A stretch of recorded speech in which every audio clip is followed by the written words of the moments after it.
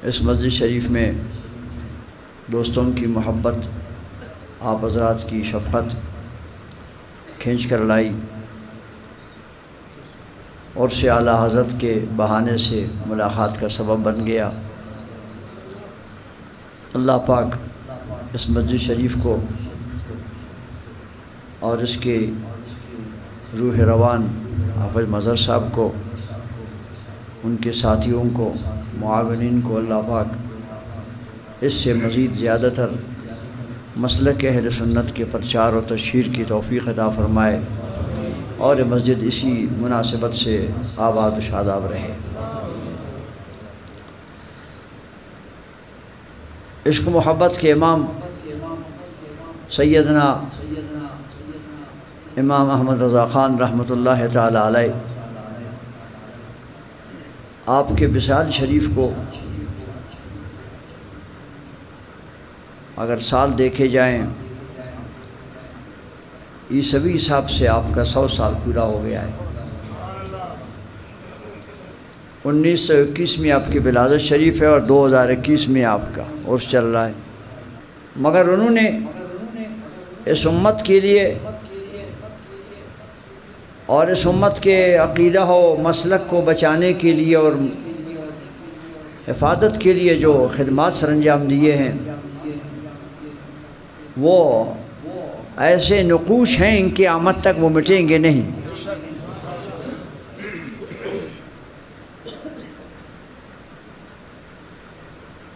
افراد آپ نے پیدا فرمائے، خلیفہ اور شاگرد آپ نے پیدا فرمائے، وہ تو ہر ایک اپنے اپنے وقت پہ دنیا سے رخصت ہو جائے گا، لیکن کتابیں ان کی قیامت تک موجود ہیں، اور وہ سب سے بڑا اسلحہ ہے۔ آپ نے مسلک اہل سنت کے دفاع کے لیے جو عظیم عظیم کتابیں تحریر فرمائی ہیں، آج تک ان کی کسی کتاب کا کسی سے جواب نہیں بنا اور نہ بنے گا۔ اللہ تعالیٰ نے آپ کو ظاہری و باطنی علوم سے نوازا تھا، اللہ تعالیٰ نے آپ کو روحانیت کی دنیا میں بڑا عظیم مرتبہ دیا تھا۔ علم آپ کا ظاہری کتابوں تک محدود نہیں تھا، بلکہ آپ کا علم باطنی سمندر کی طرح فیض پھیلا رہا تھا۔ اس مہینے میں سفر مظفر کے ہم سے بڑی 3 ہستیاں بچھڑ گئی ہیں، تو میں جہاں بھی کہیں پروگرام کرتا ہوں تو میں ان تینوں کا تذکرہ اپنے لیے سعادت سمجھتا ہوں۔ حضور داتا گنج بخش سری اجمیری رحمۃ اللہ علیہ کا وصال بھی اسی مہینے میں ہے، آپ کا عرس شریف ہو چکا تقریباً۔ امام ربانی مجد الفسانی رحمۃ اللہ تعالی علیہ کا وصال شریف بھی اسی مہینے میں ہے، اور سیدی اعلیٰ حضرت عظیم البرکت مجدد دین ملت کا وصال شریف بھی اسی مہینے میں ہے۔ تو جہاں بھی کوئی تذکرہ ہوتا ہے میں کوشش کرتا ہوں کہ ہر ایک کے ذکر خیر سے اپنے باطن کو منور کیا جائے، سامعین کے دل و دماغ کو منور کیا جائے، اور یہ بتایا جائے کہ ہمارے نبی نے کیا کیا نہیں دیا۔ یہ سب فیضان رسول اللہ کا ہے، یہ سب سخاوت نبی کی ہے۔ آپ کی برکت سے امت کے اندر ایسی ایسی ہستیاں پیدا ہوئیں جناب والا، بنی اسرائیل کے لوگ خواب میں نہیں دیکھ سکتے ایسی چیزیں جو رسول اللہ نے اپنی امت میں ولایت اور بزرگی کے سمندر بہا دیے۔ گنتے جائیں آپ، گنتے جائیں، گنتی میں نہیں آئیں گے۔ ایک سے ایک درجے والا، ایک سے ایک مرتبے والا، کوئی اپنے خاندان سے ولی نہیں بنا ہے، کوئی اپنی محنتوں سے ولی نہیں بنا، یہ سب عطا و بخشش ہے رسول اللہ کی بارگاہ سے، یہ حضور کے نائب ہوتے ہیں۔ میں نے ایک کتاب میں پڑھا، 2 انگریز آئے اعلیٰ حضرت کی محفل میں، انہوں نے کہا کہ جناب ہم آپ سے ایک بات پوچھنے آئے ہیں، آپ لوگ تقریروں میں بھی کہتے ہیں، کتابوں میں لکھتے ہیں کہ ہمارے پیغمبر نے فرمایا علماء امتی کا انبیاء بنی اسرائیل، آپ کے نبی نے فرمایا ہے کہ میری امت کے علماء اولیاء بنی اسرائیل کی انبیاء کی طرح ہیں۔ تو ان انگریزوں نے پوچھا کہ جناب ہمارے بنی اسرائیل کے انبیاء جو دنیا سے پردہ فرما گئے، تشریف لے گئے، انہوں نے معجزے دکھائے، آپ کے نبی نے جو یہ کہا کہ میری امت کے علماء بنی اسرائیل کے انبیاء کی طرح ہیں، تو آپ کے علماء میں سے ان میں سے ایک آپ ہیں، آپ کوئی کرامت دکھا سکتے ہیں؟ آپ نے فرمایا میں عالم ہوں، میں دین کی خدمت کرنے کے لیے بیٹھا ہوں، میں کرامت دکھانے کے لیے نہیں بیٹھا ہوں۔ پھر آپ کیسے ہمیں اس حدیث کے بارے میں مطمئن کریں گے؟ جو میرے بس میں ہوا کروں گا جی۔ انہوں نے کہا بھائی ایک شرط ہے، ہمارے نبی جو تھے ان کے ساتھ پرندے بات کرتے تھے، ہمارے انبیاء پرندوں کی زبان بولی سمجھتے تھے، اگر آپ بنی اسرائیل کے انبیاء کی طرح ہیں تو آپ کوئی پرندوں کی بولی بھی سمجھیں اور ہمیں مطمئن کریں۔ اوپر سے دو پرندے جا رہے ہیں، یہ آپس میں کیا بول رہے ہیں ہمیں یہ بتا دیں۔ اب ظاہر پرندے فضا میں اڑ رہے تھے، ہوا میں جا رہے تھے، سامنے بیٹھے بھی نہیں ہیں، دور سے آواز سننا، ان کی پھر باتوں کو سمجھنا اچھا خاصا ایک مشکل کام تھا، مگر اولیاء اللہ کے لیے کوئی مشکل نہیں۔ جو سلیمان علیہ السلام چونٹی کی آواز 3 میل تک سن سکتے ہیں، تو رسول اللہ کی برکت سے اس کی امت کے اولیاء بھی میلوں تک آوازیں سن سکتے ہیں۔ آپ نے ارشاد فرمایا یہ دیکھو وہ دو پرندے جا رہے ہیں، ایک پہ آگے جا رہا ہے ایک پیچھے جا رہا ہے، تو میں آپ تنگ کر رہے ہیں، مجبور کر رہے ہیں، غیر مسلم ہیں، آپ کو اپنے نبی کے فرمان کی صداقت میں دکھانا چاہتا ہوں۔ وہ اگلا والا پرندہ دوسرے والے کو کہہ رہا ہے جلدی چلو اندھیرا ہو رہا ہے، پیچھے والا کہہ رہا ہے کہ میں جہاں اترا تھا نیچے وہاں ذرا زمین میں کوئی کانٹے تھے، میرے پیر میں کوئی کانٹا لگ گیا ہے، اس لیے میں رفتار آزادی سے نہیں کر سکتا ہوں، کوشش کروں گا آپ کے ساتھ آنے کی، آپ ذرا اپنی رفتار کم کریں تو میں آپ کے ساتھ چلوں گا۔ اعلیٰ حضرت فرمائے وہ پیچھے والا یہ کہہ رہا ہے، کیا سمجھا آپ نے اعلیٰ حضرت کو؟ خالی مولوی نہیں ہے، اپنے وقت کے غوث و قطب بھی ہیں۔ اور میں انگریز تو کیا سمجھتا ہے، رسول اللہ کے حدیث پہ تو بے شک ہے، پر اگلا پرندہ یہ کہہ رہا ہے پیچھے والا یہ کہہ رہا ہے۔ اب انگریز کو کہاں سے تسلی ہو جائے؟ اس کے ہاتھ میں بندوق تھا، اس نے فائر کر دیا پیچھے والے کو، نشانہ باز تھا، وہ بیچ پرندہ نیچے گر گیا، انگریز نے پکڑ لیا، پکڑنے کے بعد اس کے پنجوں کو چیک کیا، واقعی کانٹا لگا ہوا ہے۔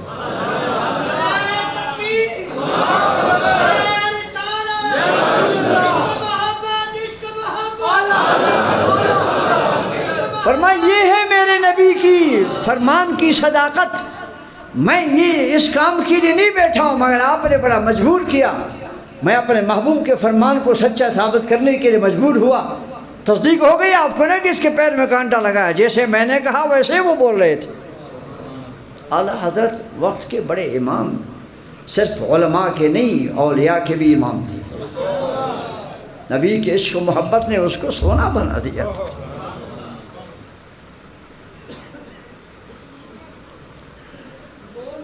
تو میں آپ کو عرض کرنا چاہتا ہوں،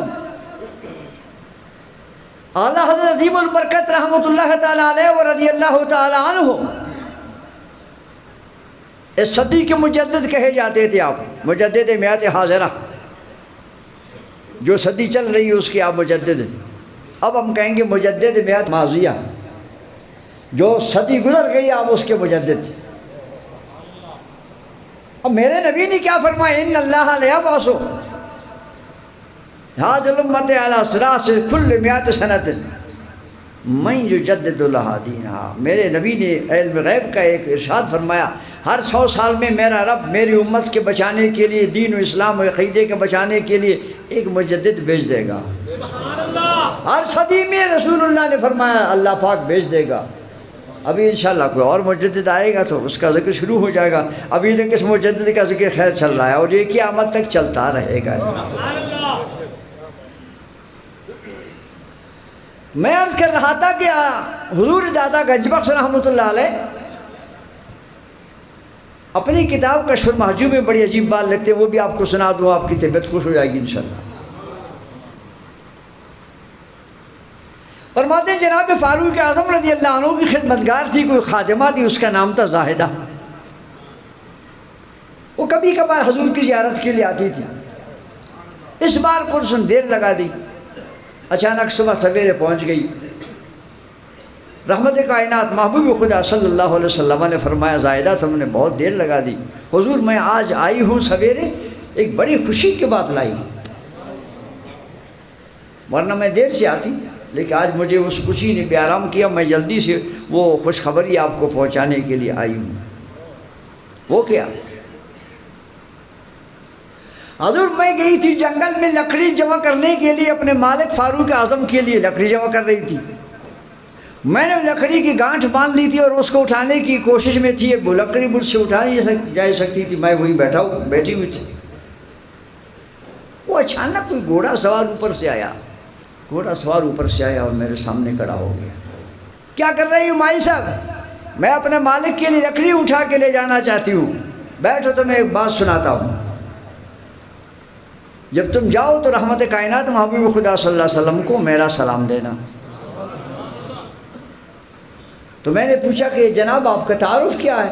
میں حضور سے کیا کہوں، کس نے سلام بھیجا؟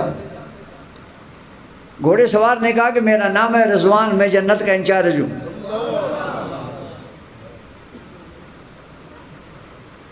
اور سلام دے کے بعد حضور کو خوشخبری سنا دے، خوشخبری یہ سنا دے کہ اللہ کے پیارے محبوب صلی اللہ علیہ وسلم، اللہ پاک نے آپ کی امت کو جنت میں پہنچانے کے لیے 3 طریقے کا انتظام فرمایا ہے۔ تینوں طریقے آپ کی امت کے لیے مخصوص ہیں اور آپ کی امت کی کلمہ کو جنت میں جائیں گے۔ پہلا طریقہ یہ ہے کہ آپ کی امت کا ایک حصہ جائے گا بغیر سوال و جواب کی، جیسے میرے محبوب صلی اللہ علیہ وسلم نے حدیث شریف میں ارشاد فرمایا، صحابہ کرام سے فرمایا میری امت میں 70,000 لوگ ایسے ہوں گے بغیر پوچھے جنت میں جائیں گے، اور ہر ایک کے ساتھ 70,000 اور ہوگا، یہ سب بغیر سوال و جواب جائیں گے۔ ایک نشست میں آپ نے یہ فرمایا، اسی میں ایک صحابی بیٹھے ہوئے تھے حضرت عکاشہ رضی اللہ عنہ، انہوں نے عرض کیا حضور مجھے بھی ان میں داخل فرما دیں۔ اللہ کے نبی نے اپنے اختیارات استعمال کرتے ہوئے ارشاد فرمایا جاؤ آپ ان میں شامل ہیں۔ اختیارات رسول اللہ دیکھیں آپ، نبی کے مختار ہونے کی بات ہوتی ہے تو کئی حضرات کو پریشانی ہوتی ہے، نبی شریعت کے مالک ہیں اور اللہ کے نائب ہیں، اللہ نے ان کو اختیارات دیے ہیں، جس کے لیے چاہیں یحرم علیہم الخبائث ویحل لہم الطیبات۔ اللہ فرماتا ہے یہ وہ نبی ہے تمہارے لیے ہر پاکیزہ چیز کو حلال کر سکتے ہیں، تمہارے لیے ہر خبیث چیز کو حرام کر سکتے ہیں۔ قرآن کہتا ہے کہ نبی حلال و حرام کا مالک ہے، قرآن کہتا ہے نبی کو حلال و حرام کا اللہ نے اختیار دیا ہوا ہے۔ علی جی حضور، اللہ نے حکم دیا ہے فَانكِحُوا مَا طَابَ لَكُم مِّنَ النِّسَاءِ مَثْنَىٰ وَثُلَاثَ وَرُبَاعَ، 2 3 4 بیوی تک اجازت ہے نکاح کرنے کی، اللہ کا قانون ہے۔ تمہارے واسطے قانون اور ہے، جب تک میری صاحبزادی بی بی فاطمہ زندہ ہے تمہارے لیے ہر نکاح حرام ہے۔ قانون خداوندی ہے، 4 نکاح سب کے لیے فری ہے، حضرت علی کے لیے پابندی لگ گئی، حرام ہو گیا۔ یہ ہے نبی کے اختیارات۔ مسجد میں جنابت والے کو جانا اجازت نہیں ہے، مسجد والا جنابت والا مسجد کے اندر جائے، فرمایا حضرت علی جب تم کو ضرورت ہو تم جا سکتے گا، اختیارات ہیں میرے نبی کی۔ تو عکاشہ رضی اللہ عنہ کو فرمایا تم بھی انہی میں ہیں، وہ 70,000 میں بغیر سب جاؤ جنت میں۔ پیچھے ایک شخص کھڑا ہو گیا، حضور مجھے بھی ان میں شامل فرما دیں۔ آپ نے ارشاد فرمایا سبقک بہا عکاشہ، فرمایا آپ سے عکاشہ نمبر لے گیا۔ ایک جگہ خالی تھی، نبی کو علم ہے کتنی جنتی ہیں، کتنی سیٹیں خالی ہیں۔ بلا تشبیہ، جیسے آپ کو اپنے محکمے کا پتہ ہوتا ہے کہ میرے محکمے میں اتنی پوسٹیں ہیں، اتنی ملازمتیں ہیں، اتنے اس کے اندر اسکل والے ہیں، اللہ کی کائنات میں میرے محبوب ساری اوپر کی دنیا سے لے کر نیچے کی دنیا تک ایک ایک کی تفصیل حضور کو معلوم ہے۔ اپنے نبی کے ساتھ عقیدہ درست رکھو دوستو، یہیں سے بات بنتی ہے، یہیں سے بات بگڑتی ہے۔ یہاں حساب و کتاب درست ہو گیا، آگے سارے مسائل درست ہو جائیں گے، جو یہاں نہیں تو وہاں نہیں۔ عرض کروں آپ کی خدمت میں، ایک اور نشست میں اللہ کے حبیب نے فرمایا میری امت میں 4 لاکھ آدمی بغیر پوچھے جائیں گے۔ کتنے؟ 4 لاکھ۔ بیٹھے ہوئے فاروق اعظم، ابوبکر صدیق رضی اللہ عنہ مجمعین سارے بیٹھے ہوئے۔ جناب صدیق اکبر نے ایک بڑی عجیب بات کہی، مشکوٰۃ شریف میں حدیث موجود ہے، حضور زدنا، ذرا ہمیں زیادہ کریں۔ کیا وہ فرما رہے ہیں؟ زدنا، ہماری گنتی زیادہ کریں، عقیدہ دیکھیں۔ صدیق اکبر کا فرمان یہ بتا رہا ہے کہ صحابہ کرام کا عقیدہ تھا نبی دے سکتے ہیں، پڑھا سکتے ہیں، بول سکتے ہیں۔ یہ نہیں کہتے ہیں کہ صدیق اکبر یا رسول اللہ دعا فرمائے ذرا ہم زیادہ ہو جائیں، نہیں، زدنا حضور آپ ہمیں زیادہ کر دیں، آپ ہمیں زیادہ کر دیں۔ اب دیکھیں نبی کیا جواب میں ارشاد فرماتے، یہ نہیں فرمایا کہ بھائی میرے بس میں کیا ہے، بس اللہ نے 4 لاکھ کا مجھے کہا ہے، وہی 4 لاکھ ہی ہو سکتے ہیں۔ نہیں، نبی کا اختیار بھی دیکھیں حضور نے کس طرح کیا، ہاتھ ذرا میں دیکھ کے میرے محبوب نے کس طرح، حضور نے ایسے لپ مارا، فرمائیے 2 ہاتھ حضور نے اس طرح بڑھایا، فرما یہ 2 لب پر کیوں حضور نے صدیق اکبر کی بات پوری کر دی۔ ابھی آپ سوچتے ہوں گے حضور نے اس طرح کر دیا، اس لب کے اندر تو کچھ بھی نظر نہیں آیا، لیکن حضور کے ہاتھ بھی کس کے ہاتھ ہیں، ذرا یہ بھی تو دیکھیں نا۔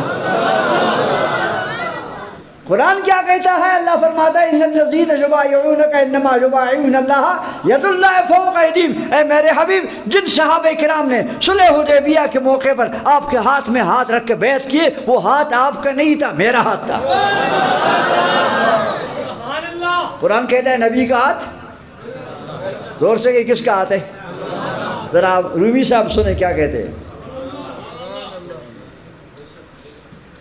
دست احمد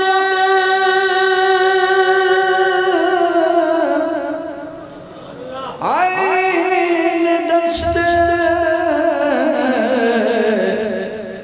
ذوالجلال،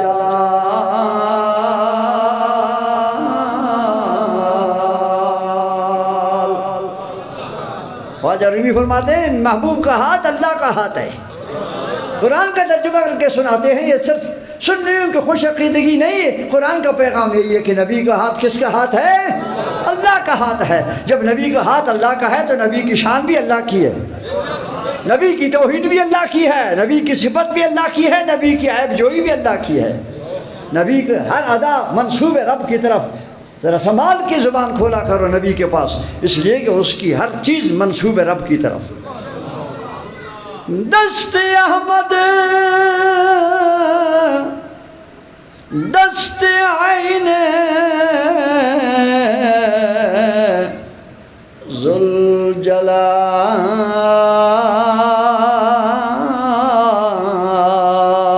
ذوالجلال، آمدہ در بیعت اندر قتال،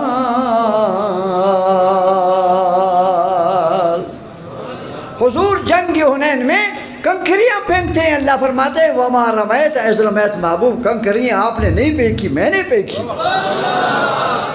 یا قرآن پڑھ کے دیکھو قرآن کیا کہتا ہے، کنکریاں ہم نے دیکھی حضور کے ہاتھ میں، پھینکی رسول اللہ نے، اللہ فرماتے ہیں وما رمیت اذ رمیت ولکن اللہ رمی، محبوب وہ میں نے پھینکی۔ نسبت دیکھو نبی کی اللہ سے کتنی قریب ہے، اس کی ہر ادا کو اللہ اپنی ادا فرما دیتا ہے۔ تو آپ نے ایسے ہاتھ جو بڑھایا تو ہاتھ کس کے تھے؟ رسول اللہ کے ہاتھ تھے، مگر باطن میں اللہ کے ہاتھ تھے۔ صدیق اکبر خوش ہو گیا، اس نے دوبارہ اس کے حضور اور بڑھائے۔ اور بنائیں۔ دیکھنے والوں نے دیکھا ہاتھ ظاہر میں کچھ نہیں ہے لیکن اندر سب کچھ تھا۔ وہ 4 لاکھ جو گنتی کے ہیں، یہ حضور کے دونوں ہتھیلی مبارک میں کئی لاکھ آ گئے جناب والا۔ نبی کا ہاتھ خدا کا ہاتھ ہے نا۔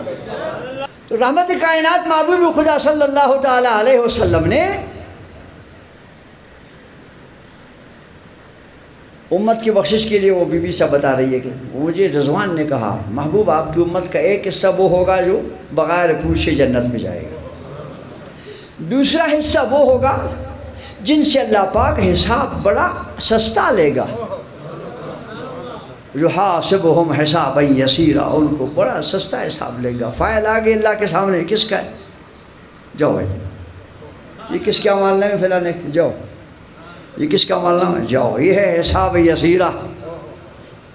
ایک حصہ آپ کی امت کا اس طرح جنت میں جائے گی، اللہ پاک بس خالی ان کے اعمال نامہ دیکھ کے اور آگے بھیج دے گا، جاؤ۔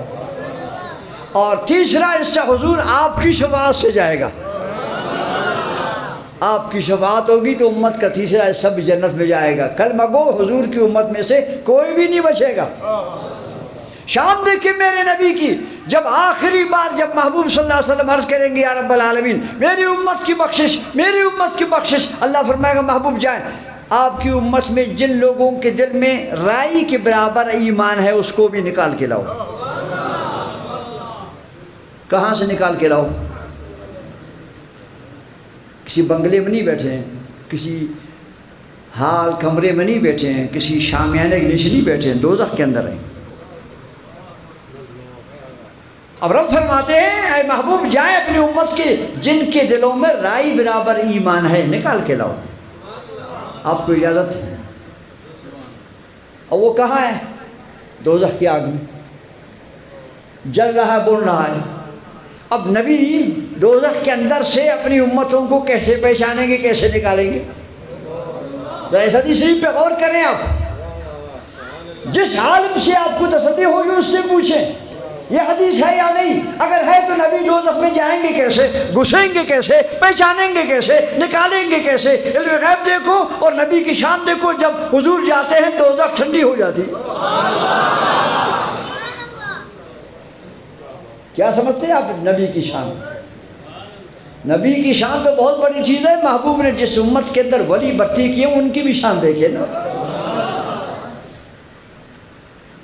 محبوب خدا صلی اللہ علیہ وسلم فرمائے جب میری امت کے اولیاء جب آئیں گے نا پل صراط سے گزرتے وقت، پل صراط ہوگی دوزخ پر، جب یہاں سے لوگ سب کو گزرنا ہوگا وَإِن مِّنكُمْ إِلَّا وَارِدُهَا، اللہ فرماتا ہے کوئی نہیں بچے گا، سب کو یہیں سے گزرنا ہے، پل ہے، گزر جاؤ بھائی، آگے جنت ہے، بچ کے نکل گئے تو جاؤ گے جنت میں، گر کے نیچے تو گئے۔ جب یہاں میرے محبوب کی امت کے اولیاء جب آئیں گے نا پل صراط پر گزرنے کے لیے، وہ حدیث سے سنے اللہ کے حبیب نے کیا فرمایا؟ جناب رسول اللہ صلی اللہ علیہ وسلم فرمایا میری امت کے اولیاء جب پل صراط کے اوپر جب قدم رکھیں گزرنے کے لیے تو نیچے سے دوزخ بخار اٹھے گی، کیا کہے گی؟ جز یا مومن فَإِنَّ نُورَكَ أَطْفَأَ نَارِ، جلدی گزر جا تیرے قدموں نے میری آگ بجھا دی۔ جز یا مومن فإن نورک اطفأ ناری، تیرے نور ایمان نے میری آگ بجھا دی، جلدی پار ہو جا۔ یہ کس کی شان ہے؟ نبی کی غلاموں کی شان ہے، محبوب کے خادموں کی شان ہے، مومن حضور کی کلمہ گو ہیں ان کی شان ہے، بابا دادا گنجبوت کی شان ہے، امام ربانی کی شان ہے، امام محمد رضا خان کی شان ہے۔ تو جس نبی نے ان کو یہ شان بخشی ہے جب وہ دوزخ کی طرف جائے، مجھ میری امتی اندر میں نکالنا چاہتا ہوں تو دوزخ برف نہیں ہوگی تو کیا ہوگی؟ وہ دوزخ نہیں رہے گی، وہ حضور کے لیے جنت کا باغ بنے گی، حضور اندر آرام سے جائیں گے، آرام سے۔ ادھر آؤ بھائی، ادھر آؤ۔ کیسے پہچانیں گے؟ علم غیب رسول اللہ ہے نا، حضور ایک ایک کو پہچانتے ہیں، یہ میرا امتی ہے، یہ میرا امتی ہے۔ ادھر دوزخ میں سے ایک ایک کر کے نکالیں گے، دوزخ کی آگ بجھ گئی ہے، جنت کا باغ بن گئی ہے، کیونکہ نبی نے قدم رکھا ہے۔ عقیدہ پہچانو، اپنے نبی کی شان پہچانو، نبی کا علم غیب دیکھو۔ دوزخیوں میں فرشتوں سے حضور نہیں پوچھتا ہے جیسے ہم اور آپ جاتے ہیں نا اسپتال میں، جی میرا ایک مریض ہے فلاں نام کا، وہ وارڈ فلاں بیڈ میں ہے، یہ کس طرف ہے، پوچھ کے آپ جائیں گے اسپتال میں مریض کے پاس، ڈائریکٹ نہیں جا سکتے۔ ہم اور آپ اسپتال میں اپنے مریض کو پہنچنے کے لیے کئی لوگوں کا واسطہ دیتے ہیں، مشکل سے وہاں جا کے پہنچتے ہیں۔ قربان جائیں نبی کے علم غیب پر، اللہ نے فرما دیا محبوب جائیں آپ کی امتیوں میں سے جس کے دل میں رائے برابر ایمان ہے نکال کے لاؤ۔ اب نبی کسی فرشتے سے نہیں پوچھے گا، ہر ایک کو خود پہچانے گا۔ یہ کیا ہے علم غیب رسول؟ یہ ہے علم غیب رسول۔ دو ذخیروں سے یہ نہیں کہ غلطی سے اور آ گیا، نہیں، نبی سب کو پہچانتا ہے، یہ میرا امتی، اس کے اندر رائے بر ایمان۔ ادھر آؤ تم، ان کو سب کو نکال کے لائیں گے، پھر عرض کریں گے یا رب پاک اور بھی کچھ رہ گئے۔ اللہ فرماتا جاؤ جو رائے کے آدھے کے برابر ایمان ہے اس کو بھی نکال کے لاؤ۔ نبی کے پاس کیا کسوٹی ہے، اس کے پاس کتنا ایمان ہے، کتنا ایمان ہے۔ میرے تیرے پاس کسوٹی نہیں ہے، رسول اللہ کے پاس کسوٹی ہے۔ حضور کے پاس ہر ایک امتی کے ایمان کا وزن اور میزان معلوم ہے۔ عقیدہ درست رکھو دوستو اپنا۔ تو میں آپ کو کر رہا تھا کہ وہ جنت گھوڑے سوار کی آپ باتیں کر رہا ہے نا بی بی زاہدہ سے، وہ میں آپ کو سنانا چاہتا ہوں۔ بس یہ 3 قسم کے لوگ ہیں، حضور کی امتی سب جنت میں جائیں گے۔ حضور کو میرا سلام دینا۔ خدا حافظ، میں جاتا ہوں۔ یہ گھوڑا سوار تھوڑا اوپر اڑنے کو جا رہا ہے۔ بی بی صاحبہ، بی بی زاہدہ خادمہ ہیں فاروق اعظم کی، خادمہ ہیں ہماری سب کی، وہ مالکہ فاروق اعظم کی خادمہ ہیں، ہم سب کی مالکہ ہیں۔ ہم ان کے نالین شریفین کے مٹی کو چاٹنے والے ہیں۔ کیا سمجھتے ہیں آپ رسول اللہ کے صحابہ کی شان؟ جو نبی کو 5 منٹ دے کے جنتی ہے، ایمان کے ساتھ نبی کو جو 5 منٹ دے کے وہ جنتی ہے۔ افسوس ہے جن صحابہ نے زندگیاں رسول اللہ کی بارگاہ میں گزاری، ان کے بارے میں پوچھنا کہ یہ ایسا نہیں ہو، ایسا نہیں ہو، ایسا نہیں ہے، ایمان خراب ہو جاتا ہے۔ نبی کا ہر صحابی رسول اللہ کا جنتی ہے، جنتی ہے۔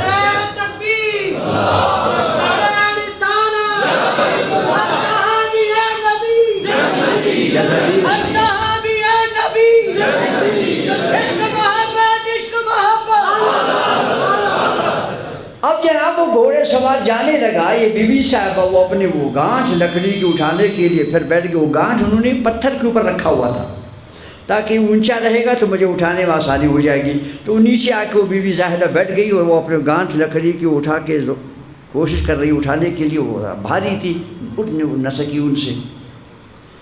وہ گھوڑا سوار رک گیا، اس نے پھر آواز دی بی بی لکڑی نہیں اٹھانا، چھوڑو سے پتھر۔ بی بی کی لکڑی فاروق اعظم کے دروازے تک پہنچاؤ۔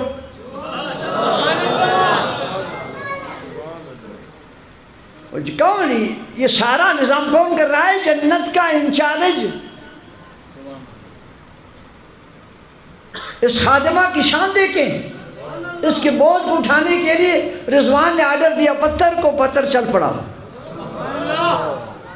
وہ گانٹھ کا بوجھ سارا اٹھا کے فاروق اعظم کی گلی تک پہنچا کے پھر پتھر واپس چلا گیا۔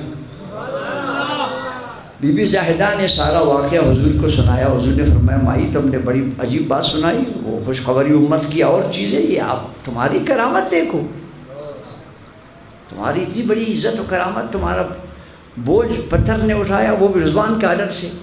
چلے مجھے دکھائیں ذرا، میں دیکھوں پتھر کہاں ہیں، پتھر کے نشان کہاں ہیں۔ حضور تشریف لاتے ہیں، فاروق اعظم ساتھ ہیں، صحابہ کرام کی جماعت ساتھ ہوگی۔ جناب والا وہ بی بی زاہدہ نے دکھا دیا حضور یہ پتھر ہے، یہاں سے یہ چل پڑا اور یہاں فاروق اعظم کے گیٹ تک لکڑی میرا پہنچا کے واپس چلا گیا، یہ اس کے پیروں کے نشان ہیں۔ نبی نے کیا فرمایا؟ بڑی اچھی بات کہی آپ نے، ارشاد فرمایا الحمدللہ، شکر ہے خدا کا، اللہ پاک نے اس امت کے اندر بی بی مریم جیسی عورتیں پیدا کی ہے۔ حضور خوش ہو گئی، اور میں بی بی مریم جیسی عورتیں اس امت کے اندر خدا نے پیدا کی ہے۔ یہ کس کا صدقہ ہے؟ حضور کا صدقہ ہے۔ یہ نبی کی شان ہے جو اس کی امت کے اندر عورتیں بھی اس کمال درجے کی ہوتی ہیں، یہ سب فیضان مصطفیٰ کا ہے۔ تو میں آپ کو عرض کرنا چاہتا ہوں، امام ربانی کی بات سنیں۔ امام ربانی فرماتے ہیں اپنے صاحبزادوں سے، بیٹا وہ تم استاد جو تمہیں سبق پڑھاتے ہیں وہ کیسے ہیں؟ بابا جان بہت قابل عالم ہیں، بہت بڑے زبردست استاد ہیں، خوب پڑھاتے ہیں، کتاب سمجھاتے ہیں، بہت بڑے فاضل ہیں۔ امام ربانی نے فرمایا بیٹے ایک بات تمہیں سنا دوں، وہ استاد جو تمہیں پڑھا رہا ہے نا، ہے تو مولوی بہت بڑا لیکن ہے جہنمی، جہنمی۔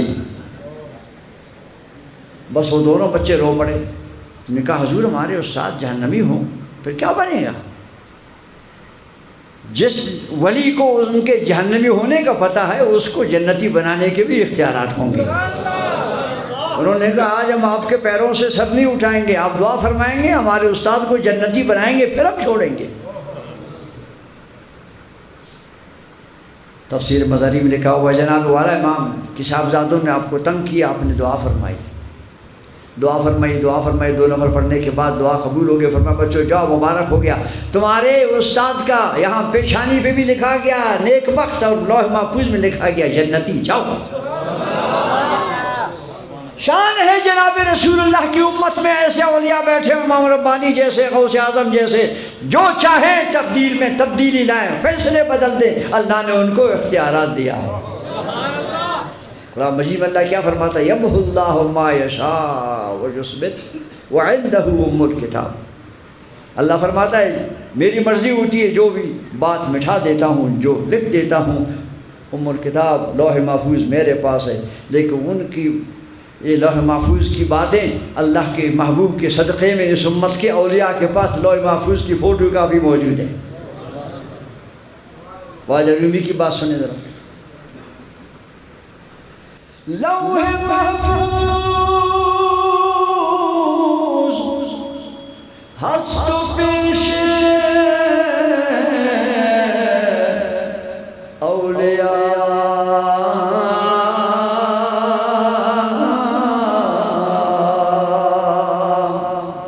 ازچ محفوظ ہست و محفوظ از خطا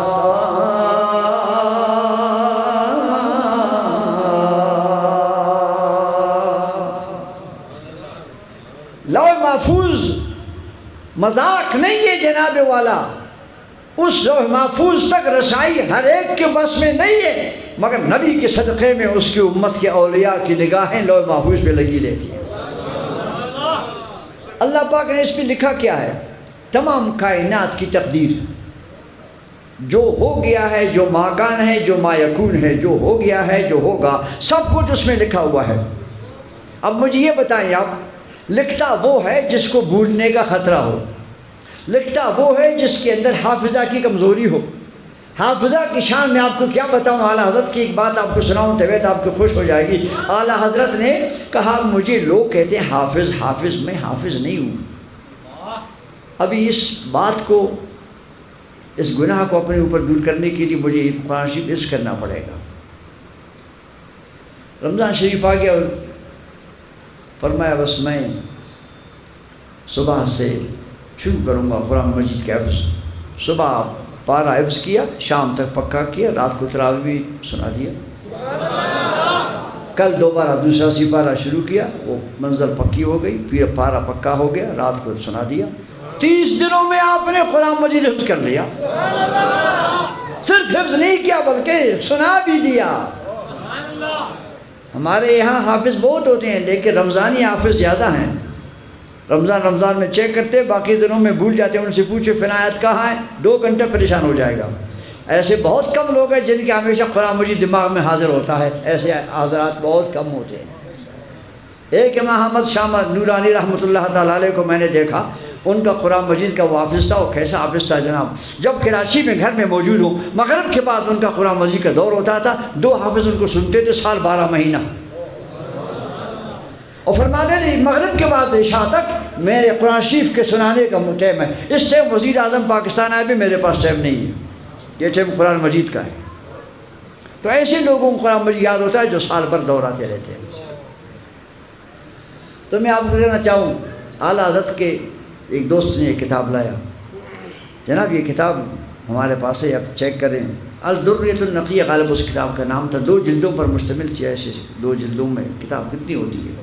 فرمایا مجھے دے دو، میں لے جاؤں گا اور پھر آپ کو میں دیکھ کے واپس کروں۔ کل کسی دوست نے دعوت کی حضرت کو، وہاں روکا گیا تھا، آپ رکیں آج نہ جائیں بریلی شریف، رک گئے حضرت. تو شام کو زور کے بعد ایک خادم کو فرمایا یہ کتاب لے جاؤ مولانا محدث سورتی کے پاس پہنچا دو. وہ خادم وہ کتاب جب لے کر حضرت خواجہ محدث سورتی رحمۃ اللہ علیہ کے پاس، انہوں نے کہا بھائی حضرت کو میں نے دیا تھا کہ یہ کتاب لے جائیں گے بریلی شریف، وہاں پڑھیں گے، دیکھیں گے، پھر پہنچا دیں گے، یہ جلدی واپس کر دی، مجھے ناراض تو نہیں ہو گئے؟ چلے میں خود آ کے پوچھتا ہوں. حضرت آپ نے کتاب مجھ سے مانگی کہ میں لے جاؤں گا، اس کو پڑھوں گا، پھر واپس کروں گا، آپ نے آج جلدی واپس بھیج دی.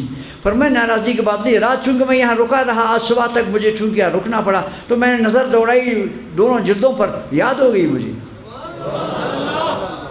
2 جلدوں والی کتاب ایک دفعہ سرسری نظر دوڑائی، وہ کتاب یاد ہو گئی. یہ ہے جناب اللہ والوں کے حافظے کی مثال نہیں ملتی ہے. پیر زین الدین آغا رحمۃ اللہ علیہ اللہ درجہ بلند فرمایا، میں نے خود دیکھا، میں سامنے بیٹھا ہوا تھا، ایک شخص ملنے آیا تو آپ نے ارشاد فرمایا، نام نہیں وہ بندے کا مجھے یاد کیا نام تو اس کا، کہنے لگا جناب میں نے آپ کو 22 سال پہلے دیکھا تھا. پیر صاحب نے فرمایا میں نے آپ کو 22 سال پہلے دیکھا تھا، حیدرآباد میں دیکھا تھا. تو یہ اللہ والوں کا حافظہ یہ کہ ایک عطائی حافظہ ہوتا ہے، کسبی نہیں ہے، یہ عطائی ہوتا ہے. امام نورانی رحمۃ اللہ علیہ جب پریس کانفرنس فرماتے تھے تو جناب والا 10 20 سال پہلے کے حوالے دیتے تھے، فلان اخبار میں فلان زمانے میں فلان صاحب نے یہ کہا تھا. یہ اللہ والوں کے حافظے عطائی ہوتے ہیں، رب کی بارگاہ سے آتے ہیں. یہ دوائیوں سے علاجوں سے نہیں بنتے ہیں، یہ وہاں سے آتے ہیں. امام ربانی رحمۃ اللہ تعالیٰ علیہ نے دعا فرمائی تو قسمت ان کی بدل گئی. تو کہنا یہ تھا کہ اللہ والوں کے اندر یہ اللہ پاک نے کرامت رکھی ہے، اختیارات رکھا ہوا ہے. جب یہ دعا کریں گے اللہ کے بارگاہ میں تو تقدیریں ان کی دعا سے بدل جاتی ہیں. یہ ہر ایک کے بس میں نہیں ہے. تو کہنا میں آپ کو یہ چاہتا تھا، حضرت خواجہ فرید گنج شکر رحمۃ اللہ علیہ اور حضور غوث بارک زکریا ملتانی رحمۃ اللہ علیہ، حضرت خواجہ نجم الدین کبریٰ رحمۃ اللہ علیہ، یہ 3 اولیاء ہیں مشہور. یہ تینوں چل پڑے ہیں بغداد شریف جانا ہے. حضرت خواجگان حضرت شیخ شہاب الدین سہروردی رحمۃ اللہ علیہ اس وقت صاحب طریقت تھے، ان سے بیعت کرنی ہے، ان سے وظیفہ لینا ہے. یہ تینوں بغداد پہنچ گئے. جب حضرت کے وہاں پہنچ گئے تو حضرت نے ارشاد فرمایا، شیخ شہاب الدین سہروردی رحمۃ اللہ علیہ نے فرمایا یہ بابا فرید جو ہے نا، اس کا حصہ میرے پاس نہیں ہے، ان کا حصہ دہلی میں قطب الدین بختیار کاکی کے پاس ہے، وہاں جائیں، ان کی امانت وہاں ہے. بلکہ آپ دونوں کو بیعت کروں گا، آپ لوگوں کے حصے میرے پاس آئیں، بیٹھ جاؤ. رات کو مہمان ہو گئے تو کھانا آ گیا لنگر شریف کا. جو خادمہ ایک ہاتھ دھونے کے لیے برتن لے کر آئی، تینوں کے ہاتھ دھو رہی ہے. پہلے اس نے حضرت بابا فرید صاحب کے ہاتھ دھونے کی شہادت حاصل کی. بابا فرید صاحب ہاتھ دھو رہے ہیں اور وہ خادمہ پانی ڈالتی جا رہی ہے، پانی ختم ہو رہا ہے، وہ بس نہیں کر رہی، بس نہیں فرما رہے ہیں. پانی ختم ہو گیا، وہ خادمہ گئی پانی لینے کے لیے، تب حضرت نے ہاتھ پیچھے کھینچ لیے. وہ پانی لے کر آئی تو باقی 2 بزرگوں کے ہاتھ دھوئے. جب کھانا آ گیا تو کھانے بیٹھ گئے. دونوں نے پوچھا حضرت بابا فرید سے کہ آپ نے کیا آج تماشا دکھایا، پانی سارا آپ نے اپنے ہاتھوں میں ڈلوایا اتنی دیر تک، کیا ضرورت تھی اتنی دیر ہاتھ دھونے کی؟ فرمانے لگے میں کچھ کام کر رہا تھا. ذرا سنیں شان اولیاء کی. جس مسلک میں، جس عقیدے میں، جس جماعت میں اولیاء بنتے نہ ہوں تو وہ کیا جانتا ہے کہ ولی ہوتے کون ہیں، ان ولیوں کے پاس ہوتا کیا ہے. یہ اہل سنت کی سعادت ہے. اللہ پاک اولیاء سب اسی عقیدے میں بنا دیتے ہیں، کیونکہ محبوب کا منظور نظر عقیدہ ہے. محبوب کا منظور نظر عقیدہ ہے. تم کیا کام کر رہے تھے؟ یہ خادمہ جو پانی لے کر ہاتھ دھونے کے لائی تھی، حضرت کے آستانے کی خادمہ تھی. میں جب ہاتھ دھونے لگا تو میں نے لوح محفوظ پہ نظر دوڑایا، اس خادمہ کے نام کے ساتھ لکھا ہوا تھا جہنمی. ہاتھ دھو رہے ہیں بغداد شریف میں، مہمان ہیں حضور شیخ شہاب الدین سہروردی کی، اور نظر پہنچ رہی لوح محفوظ میں. تو مجھے بہت افسوس ہو گیا کہ حضرت کی خدمت کی اتنی ایک مسکین کرتی رہے سالوں سال اور وہ جہنم میں جائے. تو میں یہ پانی یہ ظاہر میں ہاتھ دھو رہا تھا، میں اس پانی سے ادھر اس نام کو مٹا رہا تھا. جہنمی کے لفظ کو میں مٹا رہا تھا۔ شب سنابل وہ کتاب ہے جس کی گارنٹی قبولیت کی، اس میں یہ کتاب لکھی ہوئی ہے۔ بات میں ویسے غیر تکی واقعہ نہیں سناتا ہوں، وہ واقعہ سناتا ہوں جن کتابوں پر کوئی ہاتھ نہیں رکھ سکتا انشاءاللہ۔ تو میں اس کے نام کو جہنمیوں کے لسٹ سے دھو رہا تھا، تو جہاں تک میں نے دھویا اس کا نام دوزخیوں سے دھل گیا اور اس کا نام جنتیوں میں لگ گیا۔ اب مجھے تسلی ہو گئی، حضور کا خدمتگار ہے، اس بیچاری کیوں دوزخ میں جائے گی؟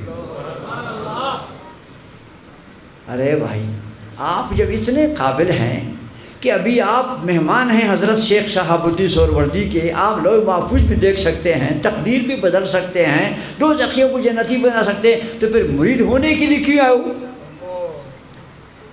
اس کا جواب کیا بنے گا؟ آج کل ہم تو ذرا سے بھی تھوڑا سا بھی ہمارے اندر کوئی کمال پیدا ہوتا ہے، ہم تو سمجھتے ہیں کہ ہم سب سے بڑا پیر ہم خود ہیں۔ نہیں بھائی، پیر بننے کے لیے بہت کچھ کرنا پڑے گا۔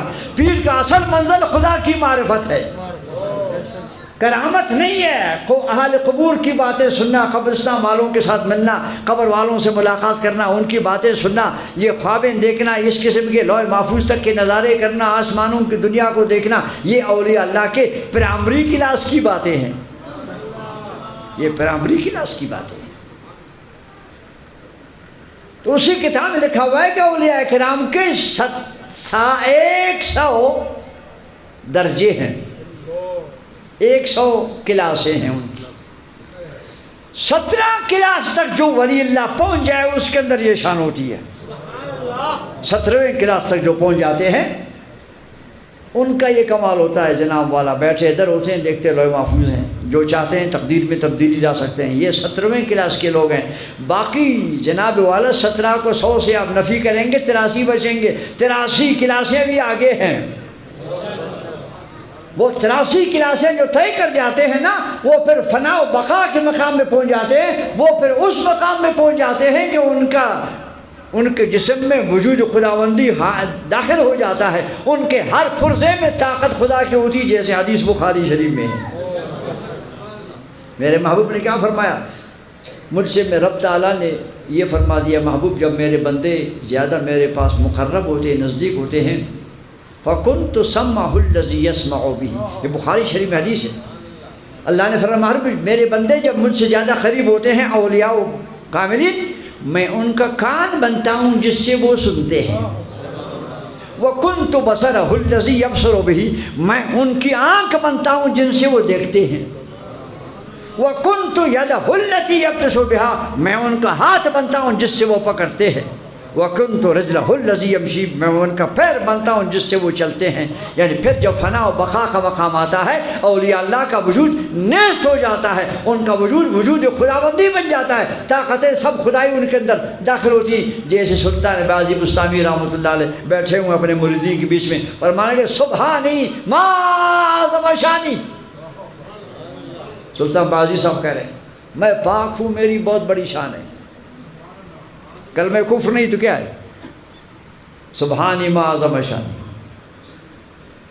اگلے دن دوستوں نے کسی عالم سے پوچھا، جی رات ہمارے شیخ بازی صاحب نے یہ کہا تھا، سلطان بازی صاحب نے رات یہ کہا، پر مجھے خیال نہیں ہے، میں نے نہیں سنا، مجھے ہوش نہیں رہا، اگر میں اس طرح کہہ دوں تو یقین ہے کلمہ کفر ہے، پھر تم لوگ وہاں بیٹھنے والے مجھے قتل کرو۔ پھر ایک دن یہی مقام آ گیا، یہی جذبات آ گئے، یہی فضا بن گئی، سبحانی ما اعظم شانی۔ علماء نے اجازت دی، مارو قتل کرو، حضرت نے خود فرمایا ہے۔ جناب مارتے ہیں تو کوئی مارنے کا نہ چاقو اثر کرتا ہے نہ تلوار اثر کرتی ہے، کچھ بھی نہیں ہوتا ہے۔ جب حضرت عالم سکر سے نکل کے عالم صحن میں آ جاتے ہیں، جب جلد سے نکل کر کے ہوش میں آ جاتے ہیں، حضور آپ نے پھر وہی کلمات کہے، فرمایا کیوں نہیں مارا مجھے؟ پھر بہت مارا، کچھ بھی نہیں ہوا۔ پھر میں نہیں تھا نا، جب مارا آپ نے کچھ نہیں ہوا، میں نہیں تھا، زبان میری تھی، کلمہ کس کے تھے؟ منہ میرا تھا، بات کس کی تھی؟ یہ وہ حدیث بخاری شریف کے وَكُنْتُ بَصَرَهُ الَّذِي يَبْصُرُ بِهِ، اللہ فرماتا ہے جب بندہ مجھ سے مقرب ہوتا ہے، حدیث قدسی ہے بخاری شریف میں، سارے علماء اس کو جانتے بھی ہیں، پڑھتے ہیں الحمدللہ۔ تو اولیاء اللہ کا یہ مقام جب ہوتا ہے جناب والا کہ وہ تقدیر لوح محفوظ میں، امام ربانی سے فرماتے ہیں میں نے دیکھا حضور غوث اعظم کی کتاب میں لکھا ہوا ہے، پیران پیر غوث اعظم فرماتے ہیں کہ تقدیر دو قسم ہے، ایک اٹل ہے اور ایک مشروط ہے۔ عربی میں وہ معلق ہے، یہ مبرم ہے، اردو میں وہ مشروط ہے اور یہ اٹل ہے۔ تو غوث اعظم فرماتے ہیں کہ مشروط اور معلق تقدیر ہر ولی اللہ بدل سکتا ہے، میں اٹل اور مبرم تقدیر کو بدل دیتا ہوں۔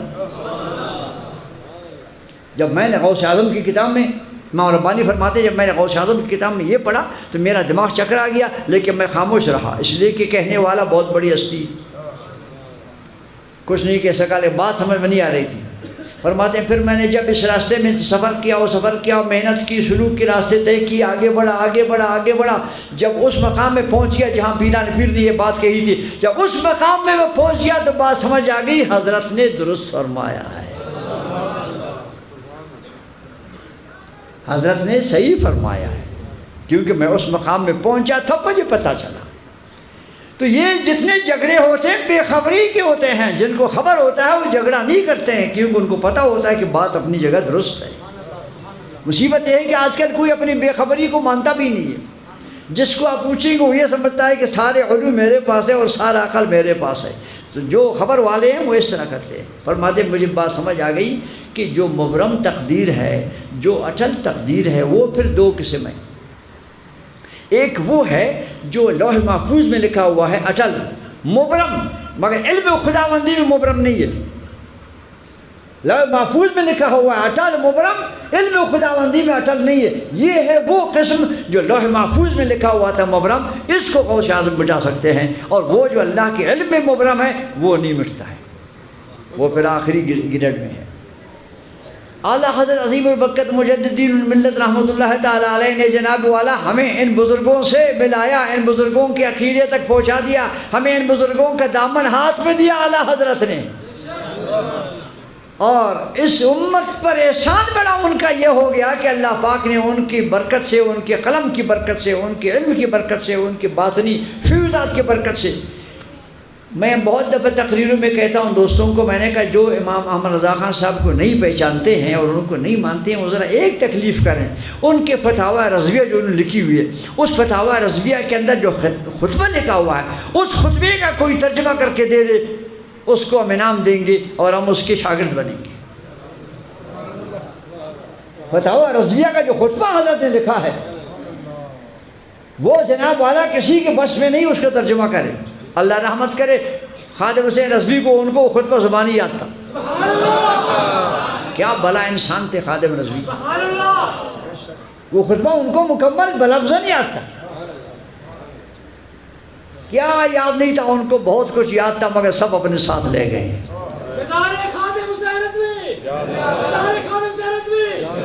مگر اللہ کا فضل ہے، محبوب کی برکت سے انشاءاللہ اور خادم حسین آتے جائیں گے، یہ سلسلہ ختم نہیں ہوگا، اس لیے کہ محبوب کا دین قیامت تک چلے گا۔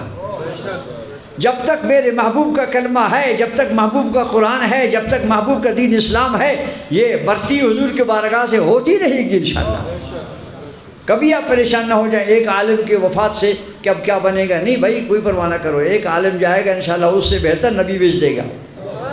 مدینے میں کارخانہ چل رہا ہے، حضور کا فیض مدینے میں موجود ہے، حضور حیات النبی ہے، اس لیے ضیاء الدین مدنی رحمۃ اللہ علیہ حضور کے خلیفہ ہیں حضرت کے، فرماتے ہیں میں ایک دن وضو کر کے چلا، گھر مدینے میں تھا حضرت ضیاء الدین مدنی کا، فرماتے ہیں باب السلام سے میں داخل ہوا، اب جا رہا ہوں معاجہ شریف سلام عرض کرنے کے لیے، میں نے دیکھا امام احمد رضا خان صاحب حضور کے سامنے کھڑے سلام پڑھ رہے ہیں۔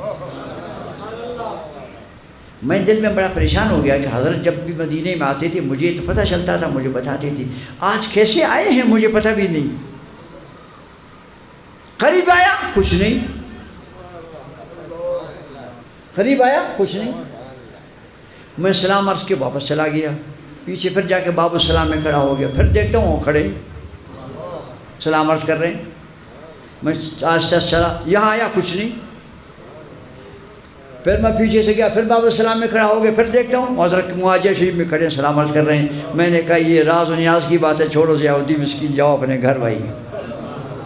پوچھا اعلیٰ حضرت سے لوگوں نے، حضرت آج جمعرات تھا، ہم آپ کے ملنے کے آئے تھے، آپ سنا تھا کہ آپ کمرے میں ہیں، ہم آئے کمرے میں آپ نہیں ہیں اور ابھی اچانک تشریف لائے۔ فرمایا ہر جمعرات کو الحمدللہ میں یہاں سے مدینے جاتا ہوں، پھر حاضری واپس آتا ہوں۔ اولیاء اللہ کے لیے ہندوستان سے مدینہ، پاکستان سے مدینہ ایک قدم بھی نہیں ہے، ایک قدم بھی نہیں ہے اللہ والوں کے لیے۔ یہ ہمارے آپ کی نگاہ میں کتنا دور ہے اور کتنا دور ہے، کتنا دور ہے، کتنے دور سے کیسے سنتے ہیں۔ ہم نے کئی دوستوں سے کہا ہے بابا اب یہ جھگڑا ختم کرو کہ اتنا دور نبی کیسے سنتا ہے۔ میں نے کہا سائنس نے اب ایسے ایجادات بیچ دیے ہیں کہ ابھی دور نزدیک کا سوال ختم ہو گیا۔ نیٹ سلامت رہے، آپ کو خود سمجھا دے گا، بٹن دباؤ، ابو مدینے میں باپ بیٹا کوٹے میں بات کر رہے ہیں۔